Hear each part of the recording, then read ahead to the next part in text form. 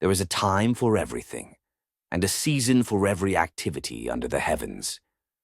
A time to be born and a time to die, a time to plant and a time to uproot, a time to kill and a time to heal, a time to tear down and a time to build, a time to weep and a time to laugh, a time to mourn and a time to dance, a time to scatter stones and a time to gather them, a time to embrace and a time to refrain from embracing, a time to search and a time to give up, a time to keep and a time to throw away, a time to tear and a time to mend, a time to be silent and a time to speak, a time to love and a time to hate, a time for war and a time for peace. Ecclesiastes 3:1-8 is a powerful and poetic passage that speaks to the sovereignty of God over all aspects of human life. The core meaning is that for every action, experience, and emotion, there is an appointed and appropriate time. The passage uses a series of 14 pairs of contrasting activities, like a time to be born and a time to die, or a time to weep and a time to laugh, to illustrate this truth. It teaches that life is a dynamic and cyclical process, not a linear one. Implications for godly living. The implications of this passage for a godly life are profound and multifaceted. Trust in God's timing.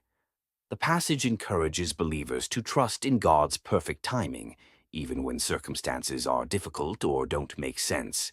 It reminds us that we don't always have control over the seasons of life, but God, as the master weaver, is working all things together for his good purpose. Romans 8:28. This perspective helps us to accept both the joys and sorrows of life, knowing they are part of a larger, divinely orchestrated plan. Acceptance and surrender. We are called to surrender our desire to control every outcome. The passage helps us to be content in our current season, whether it's one of sowing and building or one of loss and grieving. Instead of fighting against the natural and divine rhythms of life, we are to embrace them with faith and patience. Purpose in every season. Every season, whether good or bad, serves a purpose. Joyful times are for celebration and gratitude, while difficult times can be for growth, refining, and drawing closer to God. This understanding reframes our challenges not as meaningless suffering, but as purposeful opportunities to deepen our character and faith. Living with wisdom.